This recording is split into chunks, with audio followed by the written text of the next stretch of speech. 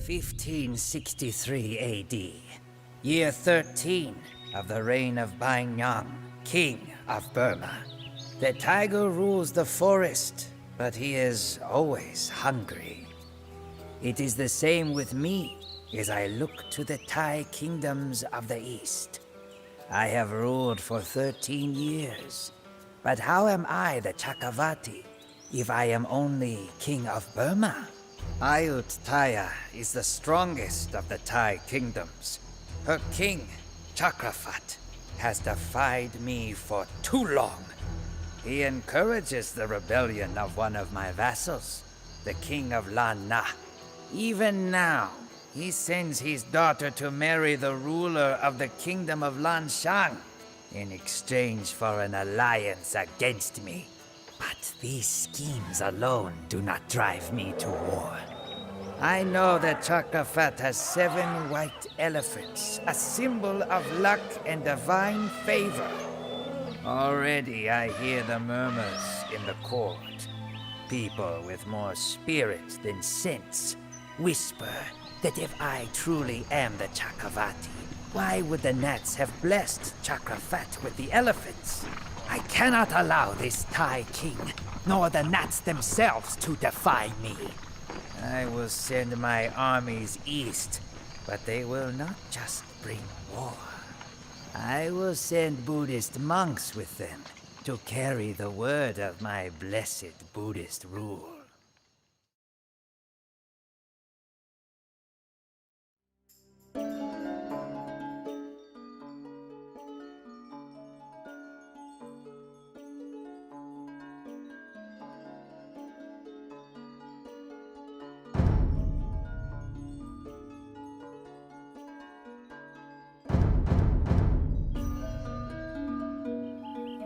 Bring the relics of the Buddha to each city to demonstrate my devotion. ခုလုံးလိုက်မယ်ဟုတ်ကဲ့ အသိမဲ့တိန်းသမား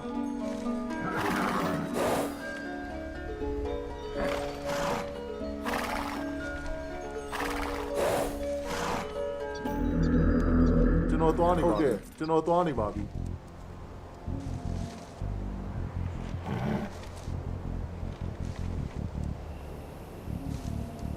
ချက်ချင်းပါပဲ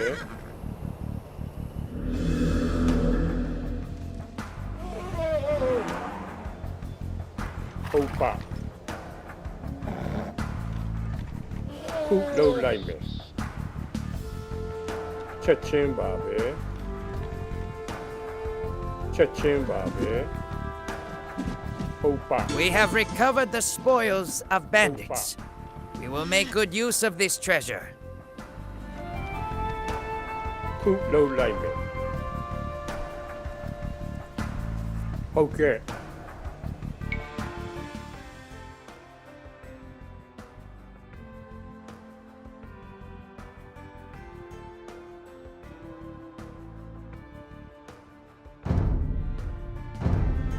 ခုလုံးလိုက်မယ်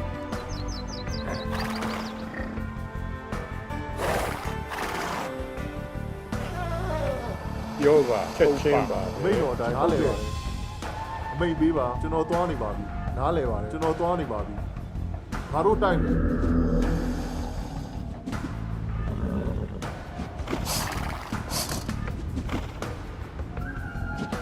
ဟုတ်ကဲ့တက်ကြလက်နဲ့ယူကြအမိတ်တော်တိုင်းမှာငါတို့တိုက်မယ်လက်နဲ့ယူကြတက်ကြ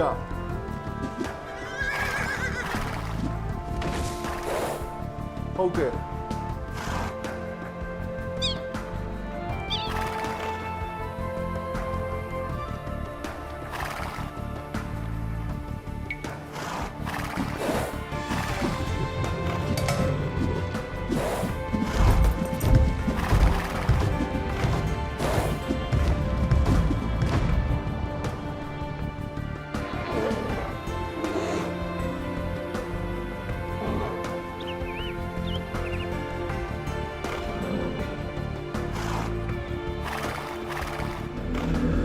မိတ်တော်တိုင်းမိတ်ပေးပါ အမင်းတော်အတိုင်းပါ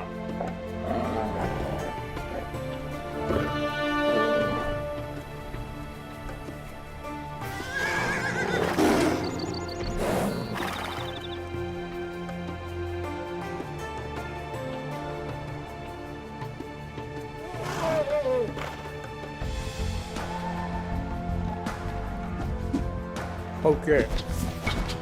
တ်ကဲ့ချက်ချင်းပါ နားလေတော့သွားနေပါပြီဟုတ်ကဲ့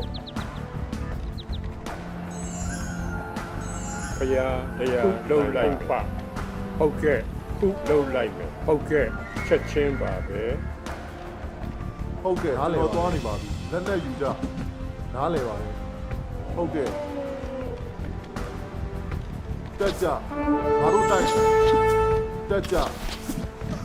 ငါတို့တိုက်မယ်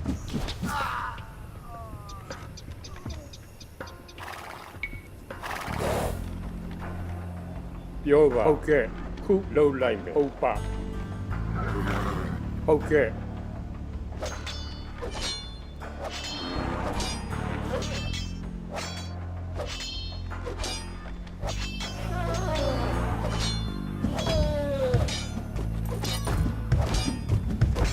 ခုလှုပ်လိုက်ပါဟုတ်ကဲ့ခုလှုပ်လိုက်ချင်းပါပြောပါဟုတ်ပါ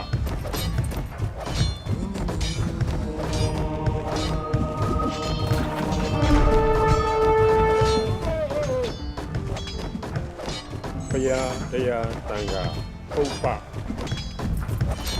ဟုတ်ကဲ့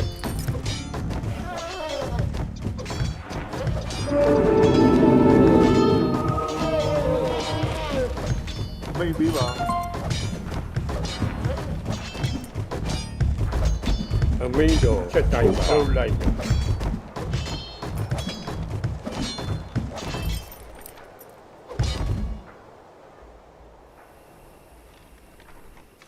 အမိတ်ပေးပါ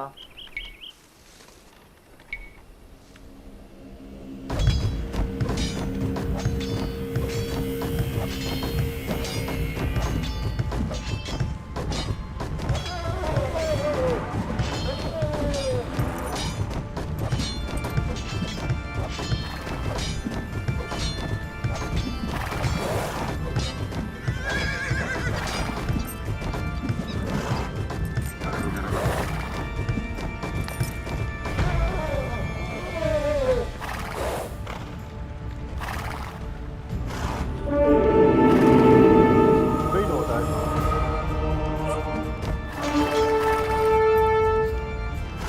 ဟုတ်ကဲ့နားလေပါလေ ဘုရားဟုတ်ကဲ့တန်ခါဟုတ်ကဲ့ချက်ချင်းပြောပါချက်ချင်းပါပဲ ဟုတ်ကဲ့နားလေပါ အမင်းတော်ဟုတ်ကဲ့ပါခုလှုပ်လိုက်မယ်လှုပ်လိုက်ချက်ချင်းပါပဲ မိတ်တော်တိုင်း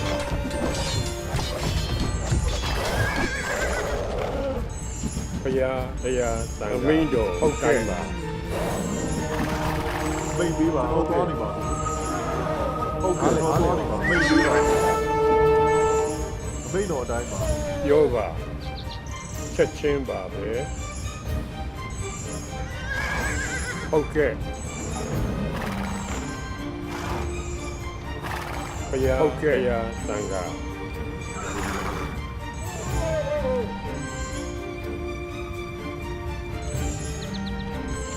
ဟုတ်ကဲ့ခုလှုပ်လိုက်မယ်ဟုတ်ပါချက်ချင်းပါပဲခုလှုပ်လိုက်မယ်ခုလှုပ်လိုက်မယ်အမင်းတော်ချက်ချင်းပါပဲပြောပါဟုတ်ပါအမင်းတော်အတိုင်းဟုတ်ကဲ့ The Thai prince has been reminded of the Eightfold Path. ပြောပါ His men laid down their spears. မိတ်ပေးပါ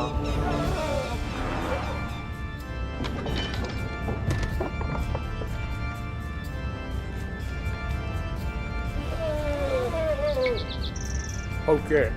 ဟုတ်ကဲ့ဟုတ်ပါဘုရားတရားချက်ချင်းပါပဲပြောပါခုလှုပ်လိုက်မယ် With this city, we can train reinforcements.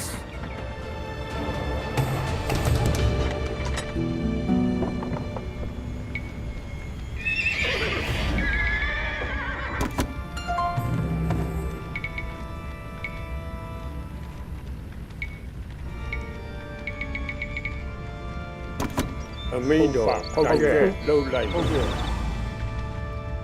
ချက်ချင်းပါပဲဘုရားတရားသံဃာဟုတ်ကဲ့ ဟုတ်ကဲ့ရိတ်သိမ်းသမား ဟေးတခုတ်သမားရိတ်သိမ်သမား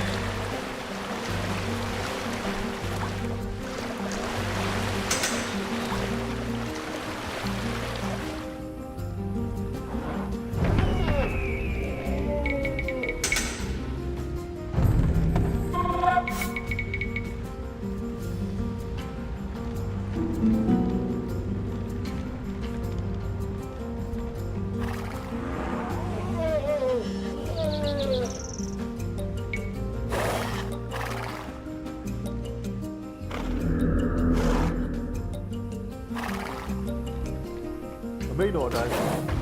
ဟုတ်ကဲ့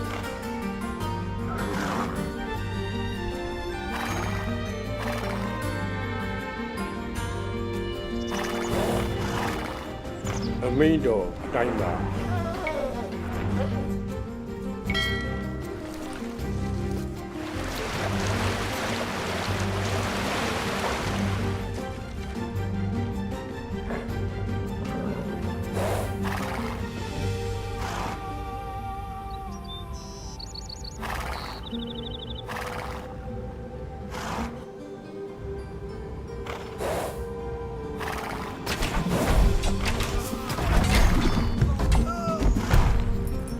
ဘုရားတရားသံဃာ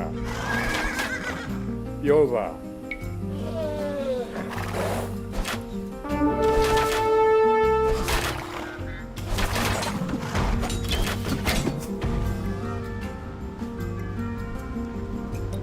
Kill the gnat enchantress quickly before she bewitches the men.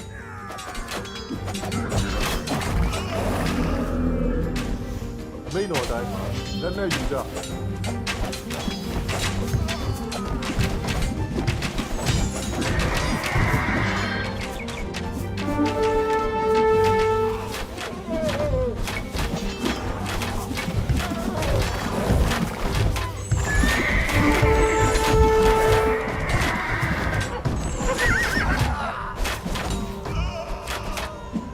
ဟုတ်ကဲ့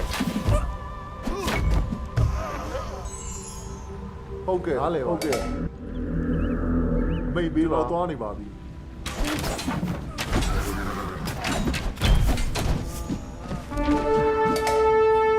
အမိတ်ပေးပါရိတ်သိမ်းသမား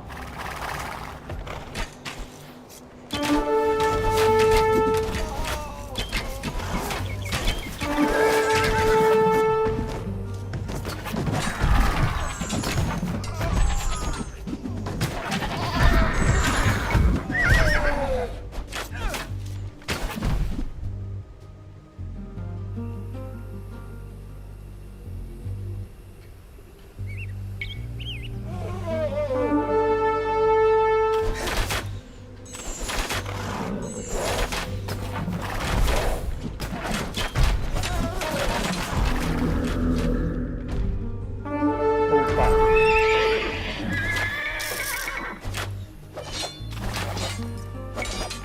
ငါတို့တိုက်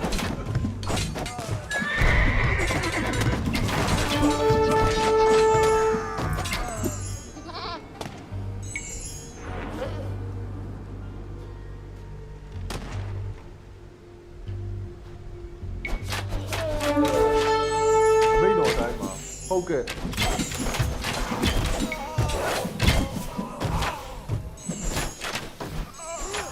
အမိန်ပေးပါဟုတ်ကဲ့အမိန်ပေးပါ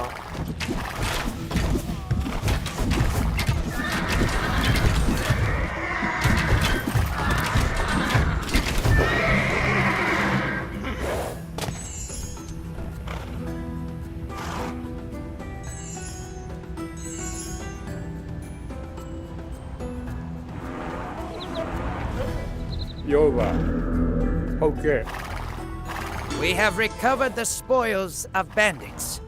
We will make good use of this treasure. အမင်းတော်လုပ်လိုက်မယ် အမိန်တော်တိုင်းမှာကျွန်တော်သွားနေပါပြီနားလည်ပါတယ်ဟုတ်ကဲ့ ဟုတ်ကဲ့ မိုင်းတူသမားအမိန်ပေးပါ Kill the gnat enchantress quickly before she bewitches the men.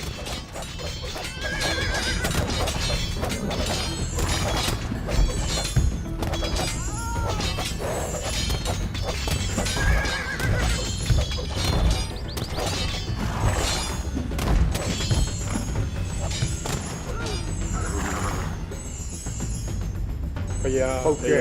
ချက်ချင်းပါပဲ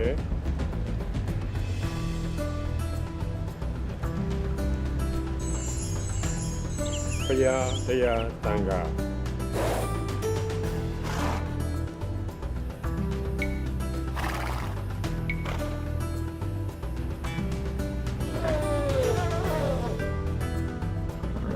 ဟုတ်ကဲ့ဟုတ်ပါခုလုံးလိုက်မယ်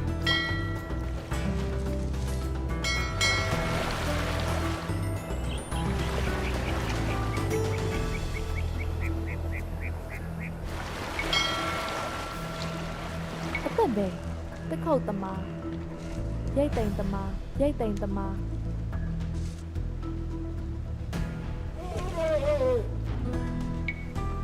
ဟုတ်ကဲ့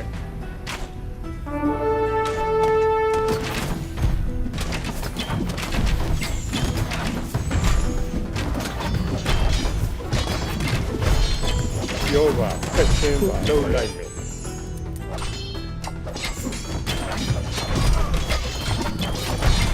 အမင်းတော်တိုင်းပါ Take the princess away and confiscate the dowry.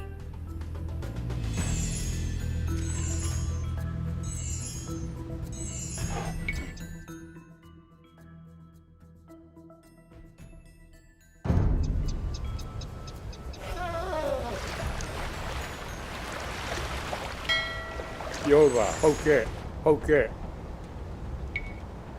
အမင်းတော်တိုင်းလိုက်ပါဘုရားတရားတန်ခါ ကျွန်တော်သွားနေပါပြီ ဟုတ်ကဲ့ဘုရားတရားတန်ခါ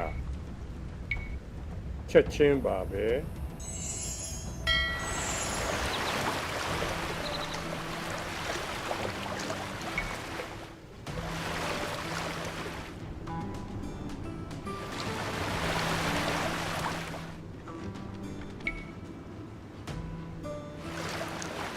အမင်းတော်ဟုတ်တိုင်းပါဟုတ်ပါ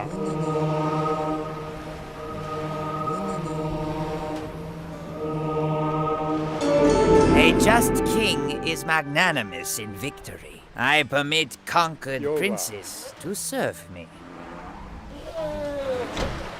ဟုတ်ကဲ့ချက်ချင်းပါပဲဘုရားလုံးလိုက်တန်ခါပြောပါဟုတ်ပါအမင်းတော်ချင်းတိုင်းပါခုလုံးလိုက်မယ်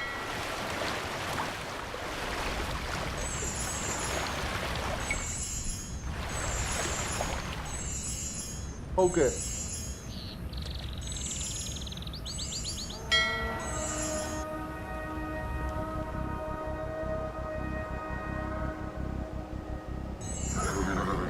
ဘုရားချက်ချင်းပါဟုတ်ကဲ့ဟုတ်ကဲ့ဟုတ်ပါပြောပါလုံးလိုက်မယ်အမင်းတော်တိုင်းပါ အမိန်တော် ဟု တိုင်း တ်ကဲ့ အသင့်ပဲဟေး တခုတ်သမား ခုတ်သမား ဟုတ်ကဲ့တစ်ခုတ်သမား အမိန်ပေးတက်ခုတ်သမား ပြောပါ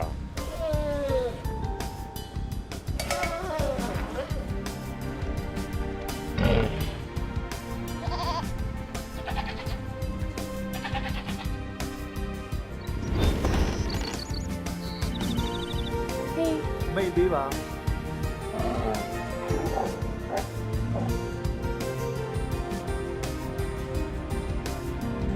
ဟုတ်ကဲ့ ဟုတ်ကဲ့ အမိတ်တော်တိုင်းနားလဲပါကျွန်တော်သွားနေပါပြီအမိတ်ပေးပါနားလဲပါတယ်ကျွန်တော်သွားနေပါပြီနားလဲပါဟုတ်ကဲ့နားလဲပါတယ်အမိတ်တော်တိုင်းမှာဟုတ်ကဲ့ကျွန်တော်သွားနေပါ အမိန်တော်အတိုင်းပါ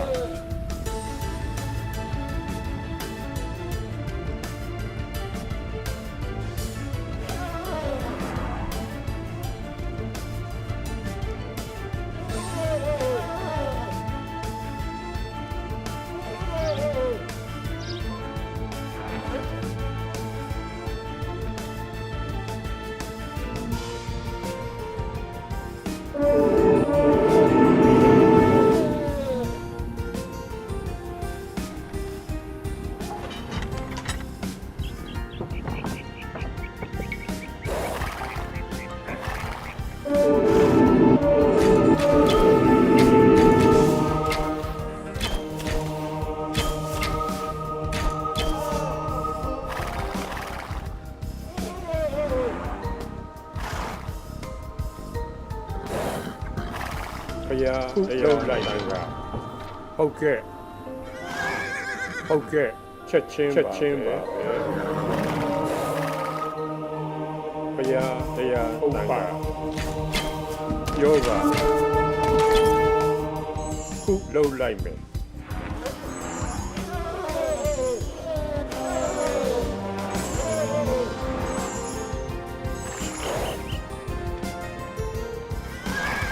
ဟုတ်ကဲ့ဟုတ်ကဲ့တော့သွားနေပါပြီမိတ်ပေးပါလေတော့သွားနေပါဟုတ်ကဲ့နားလဲပါ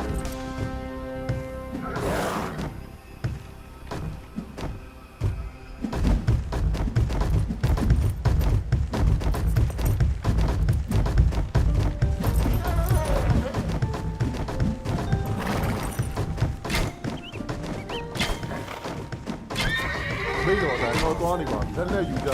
မိတ်ပေးပါလေမိတ်တော်တိုင်းတော့သွားနေပါလေပါဟုတ်ကဲ့မိတ်ပေးပါဟုတ်ကဲ့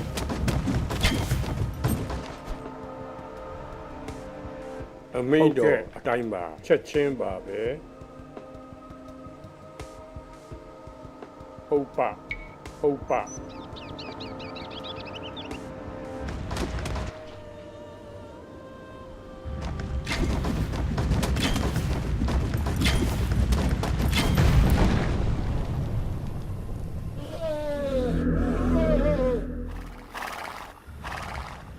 ဟုတ်ကဲ့နားလဲပါကျွန်တော်သွားနေပါပြီ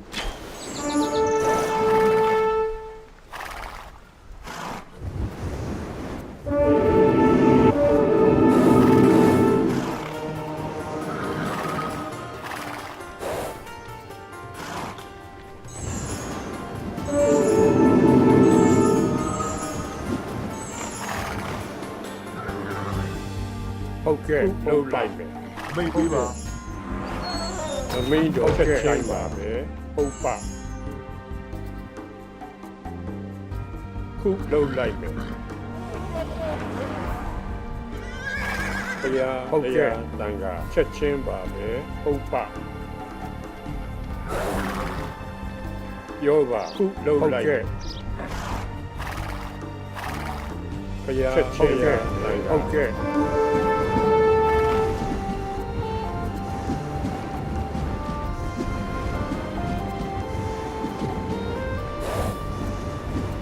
အမိန်တော်တိုင်းပါလုံးလိုက်မယ်ချက်ချင်းချက်ချင်းလိုက်ဟုတ်ကဲ့ခုလုံးလိုက်မယ်ပြောပါ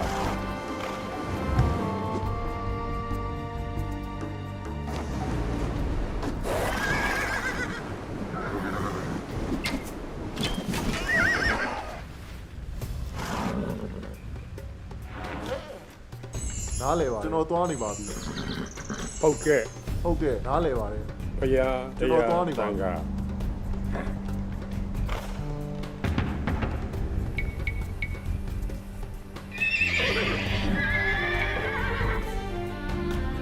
အမိန်တော်တိုင်းမှာ ဟုတ်ကဲ့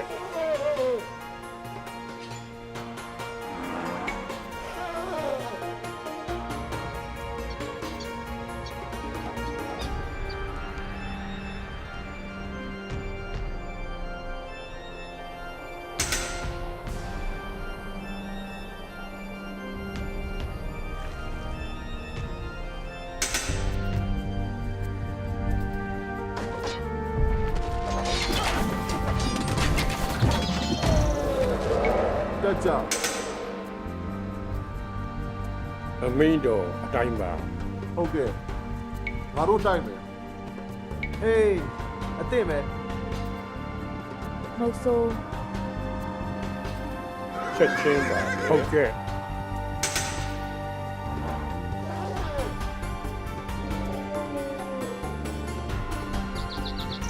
ယောဂ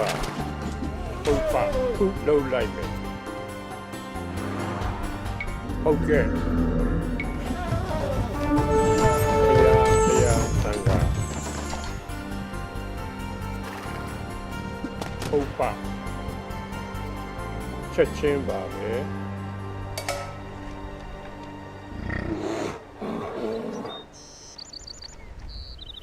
ပြောပါဟုတ်ကဲ့အမင်းတော်အတိုင်းပါချက်ချင်းပါပဲဟုတ်ပါပြောပါ Kill the gnat enchantress quickly before she bewitches the men. ခုလုံးလိုက်မယ်ဟုတ်ကဲ့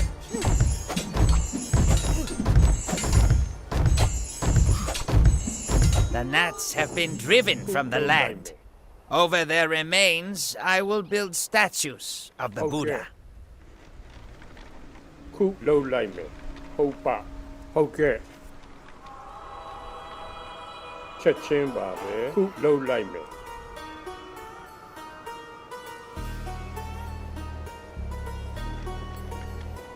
ဟုတ်ကဲ့ချက်ချင်းပါပဲ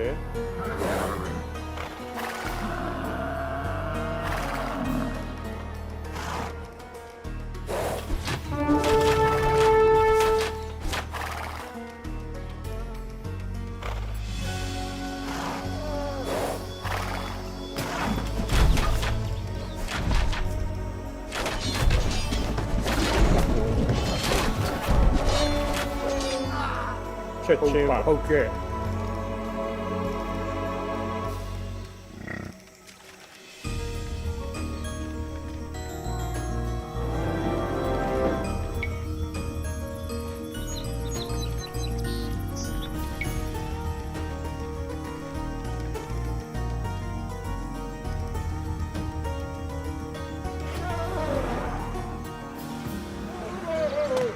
ဘုရားချက်ချင်းပါကဲ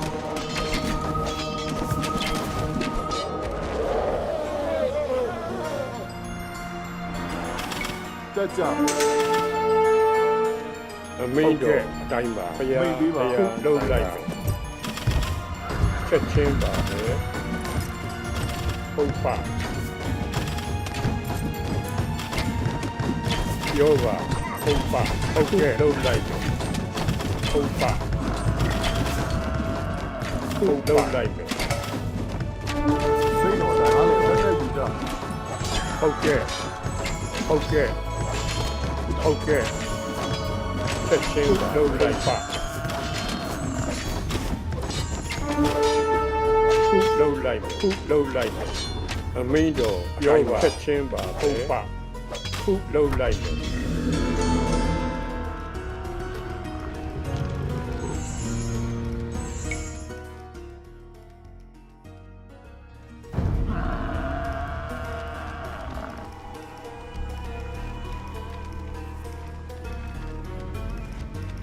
ရားဟုတ်ကဲ့တန်ခါ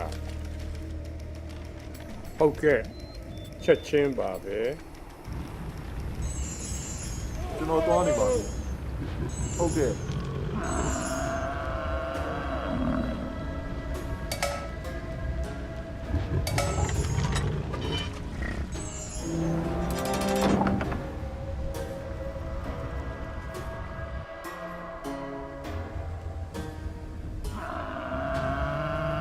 ဟုတ်ကဲ့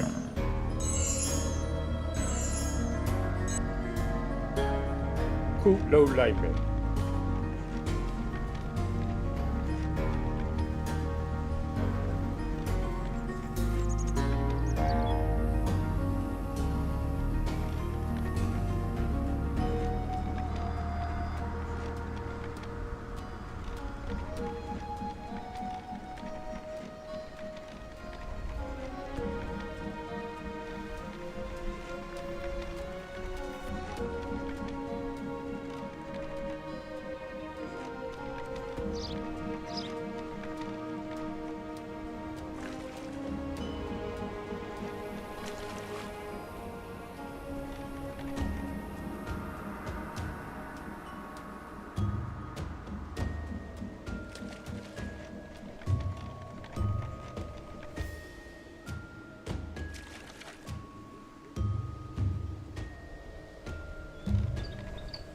ဟုတ်ကဲ့ချက်ချင်းပါပဲ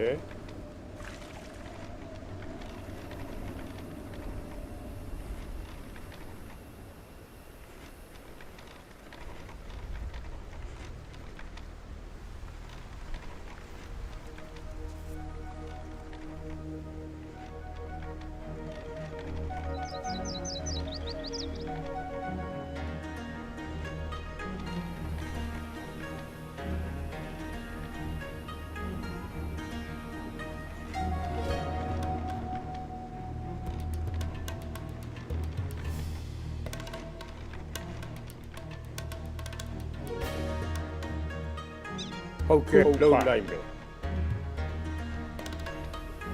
ဟုတ်ကဲ့အမိန်ပေးပါ မဟုတ်ဆိုး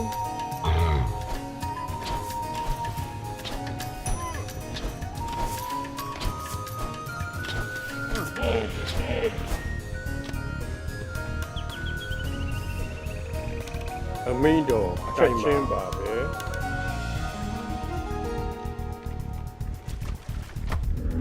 My enemies bow before me. I am the white elephant carrying peace and good fortune over the earth. I am the Chakavati.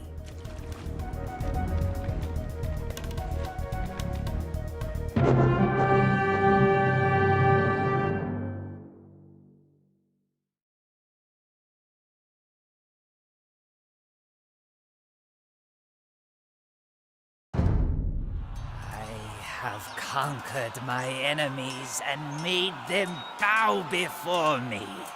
I have purged the land of the Nats, building stupas and monasteries where once the spirits ruled. I am the conqueror of the 10 directions. I am master of all between the foothills of Tibet and the waters of Malacca, between the plains of India and the mountain jungle of Vietnam. The kings of Sri Lanka and Portugal send me gifts from across the ocean. The emperors of India and China call me their equal. My life will be written in the legends of 3 nations for centuries. I am Bai Nyang. I am the Chakavati.